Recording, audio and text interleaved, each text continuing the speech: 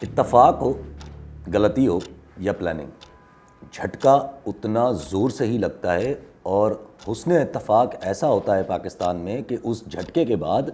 نتائج ایک ہی قسم کے آتے ہیں۔ جوڈیشری میں اختلاف ججمنٹ کی حد تک ہو تو خوبصورتی ہے، لیکن اگر وہ اختلافات پرسنل ہو جائیں تو پھر سیاست کورٹ کے اندر گھس آتی ہے، پھر وہ چاہے سپریم کورٹ پہ اٹیک ہو، چیف جسٹس سجاد علی شاہ کے اگینسٹ ساتھی ججز کا ریوولٹ ہو، یا ریسنٹلی بندیال صاحب کی مینا کاری ہو جس میں بینچز اور کیسز سیاسی پسند ناپسند کے اوپر بنائے جاتے تھے۔ یہ بات بھی ڈھکی چھپی نہیں ہے کہ ہماری جوڈیشری اسٹیبلشمنٹ کے ہاتھوں استعمال ہوتی آئی ہے، چاہے وہ جسٹس منیر کا نظریہ ضرورت ہو، چاہے وہ نواز شریف کی 58(2)B میں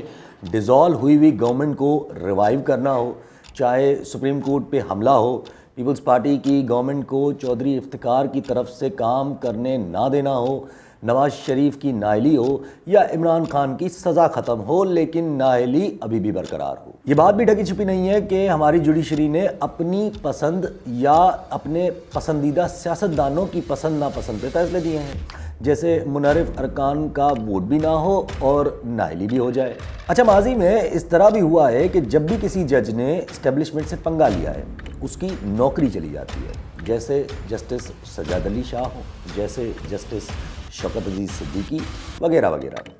صرف 2 بار ایسا ہوا ہے کہ اسٹیبلشمنٹ پورے جاؤ جلال کے ساتھ کسی کے پیچھے پڑ جائے لیکن وہ آخر میں سرخرو ہو جائے۔ ایک تھے چیف جسٹس چودھری افتخار، جن کو اپنی جوڈیشری سے تو آسرا نہیں تھا کیونکہ جسٹس ڈوگر جیسے ججز نے PCO کے تحت اوتھ لے لیا تھا،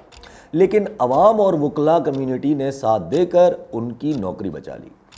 دوسرے ہیں ابھی کے چیف جسٹس قاضی فائز عیسیٰ صاحب، جن کے پیچھے پوری اسٹیٹ پڑ گئی۔ فیض آباد دھرنا کیس کی ججمنٹ کے 3 ماہ بعد پرائم منسٹر عمران خان کی ایڈوائس پہ ملک کے صدر عارف علوی صاحب نے ان کے خلاف سپریم جوڈیشل کاؤنسل میں ریفرنس دائر کر دیا، لیکن آخر میں ریلیف اور بچت ان کو اپنی جوڈیشری سے ہی ملی، جس میں 10 ججز کی بینچ نے 9-1 کی ججمنٹ سے یہ قرار دیا کہ ان کے خلاف جو ریفرنس دائر کیا گیا ہے وہ غیر قانونی ہے۔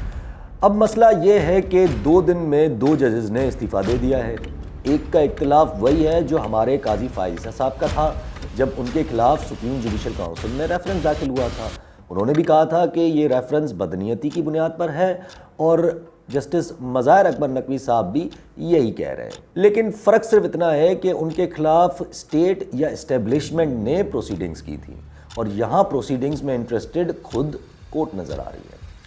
دوسرے ہیں جسٹس اعجاز الحسن صاحب، جو اکتوبر میں چیف جسٹس بننے لگے تھے۔ انہوں نے اپنے استعفیٰ کی وجہ تو نہیں بتائی، لیکن 2 دن پہلے ان کا ایک ڈسینٹنگ نوٹ ہے کہ جسٹس مظاہر کے خلاف کارروائی نہیں ہونی چاہیے۔ خیر، 2 کمپلیٹلی ان ریلیٹڈ باتیں کروں گا، پھر خلاصے پہ آ جاؤں گا۔ کل سپریم کورٹ نے مشرف کی سزا برقرار رکھی، یعنی کہ پاکستان کی ہسٹری میں پہلی بار ایک آرمی چیف جنہوں نے مارشل لا لگایا تھا اب وہ ٹریٹر یعنی کہ غدار تصور کیے جائیں گے۔ سپریم کورٹ نے نواز شریف کو اہل کر دیا، لیکن لیول پلینگ فیلڈ والا کیس ابھی تک چل رہا ہے اور حسین اتفاق یہ ہے کہ کل ہی PTI کے بلے کے نشان کے خلاف الیکشن کمیشن آف پاکستان کی اپیل سپریم کورٹ میں لگی ہوئی ہے۔ اب آؤں گا ان ساری باتوں کے خلاصے پہ کہ جب بندیال صاحب تھے تو یہ تصور تھا کہ وہ اپنی مرضی چلاتے ہیں کہ جس کی وجہ سے جوڈیشری میں درار آ چکی ہے۔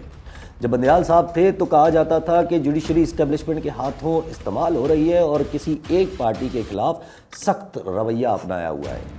جب بندیال صاحب تھے تو کہا جاتا تھا کہ جوڈیشری سیاسی پلیئرز کے ہاتھوں استعمال ہو رہی ہے اور کسی مخصوص سیاسی طبقے کے حق میں فیصلے دے رہی ہے۔ جب بندیال صاحب تھے تو کہا جاتا تھا کہ ذاتی ججز سے اپنی پرسنل دشمنی کی بنا پر کارروائیاں کی جاتی تھیں، لیکن اب تو بندیال صاحب نہیں ہیں، اب تو قاضی فائز عیسیٰ صاحب ہیں، پھر بھی حالات اور نتائج